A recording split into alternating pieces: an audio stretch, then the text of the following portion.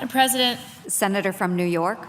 I rise to speak in favor of amendment number 3354.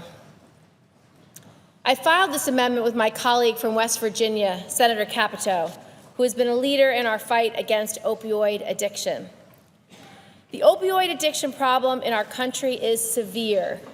It's growing, and it's not going to end unless Congress comes together to pass a law that targets the root causes of this epidemic. The stakes are simply too high to ignore. Last year alone, in communities all across our country, including many in New York, 1.4 million more Americans started abusing opioids. Every day, 44 more people are killed by an overdose.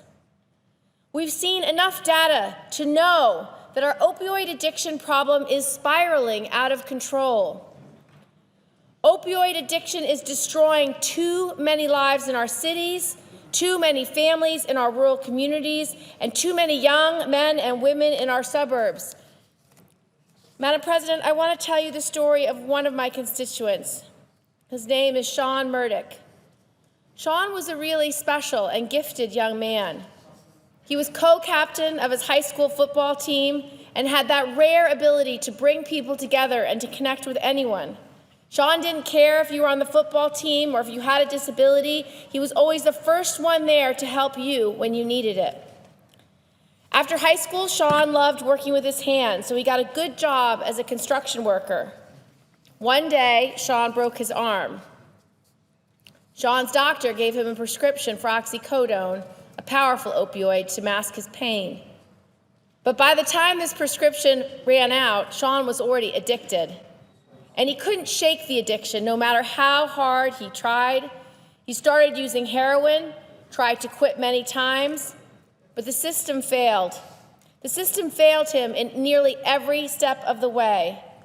And last fall, Sean overdosed and died. I'd like to tell you Sean's story from the perspective of his parents. My hometown paper, the Times-Union, did an incredible story about his life. I can imagine the pain they suffer because I have two young sons.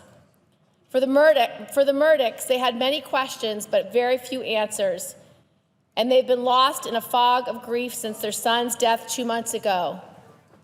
The Times-Union wrote, "These parents want to speak out in Sean's memory to reclaim what heroin stole from them, in the hope that it might help other parents struggling with children's addiction." His father said, "Sean did not die in vain. We tried our best to save him, but it wasn't enough." His mother walked over, embraced her son, and spoke soothing words to Sean's older brother. The father buried his head in his hands. It was the tableau of sorrow we have seen far too often. When their son spiraled down into addiction, his parents could see that something was wrong. He'd lost weight, he was distant, fidgety, he nodded off at the dinner table.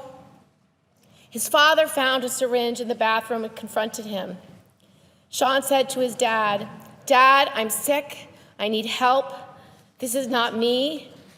I don't want to be like this." The parents told their story to our paper. The paper says, "It was a revolving door of failure, detox, intensive outpatient care, relapse. He did not qualify for the most intensive and costliest level of care, inpatient residential treatment. They denied him because he was not homicidal or suicidal and had a stable home environment."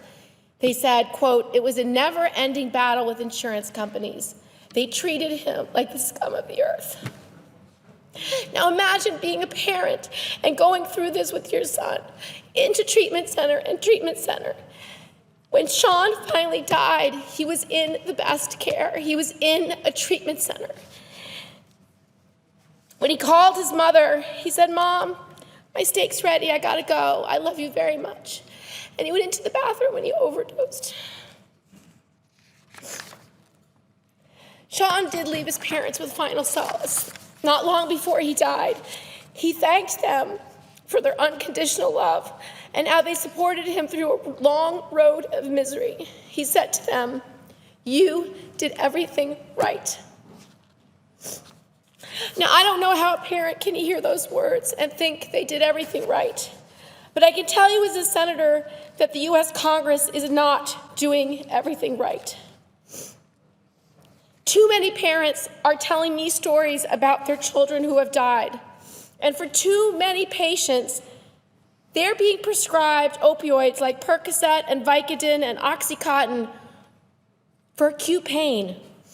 They get prescribed this medication for getting a wisdom tooth out, for a broken wrist, a medicine that they really only need for 2 or 3 days.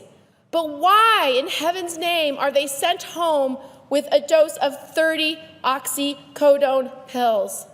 What happens to those pills? Are they given to kids at a party? Are they sold to addicts?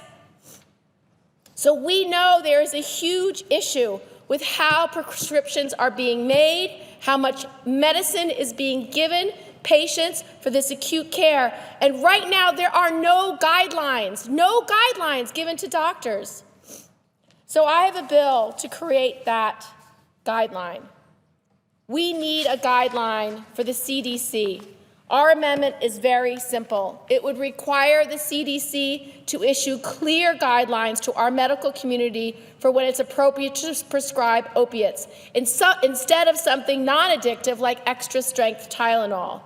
Our amendment simply requires the CDC to issue these clear guidelines for how much opioid medication our medical professionals can prescribe without putting a patient at high risk for addiction.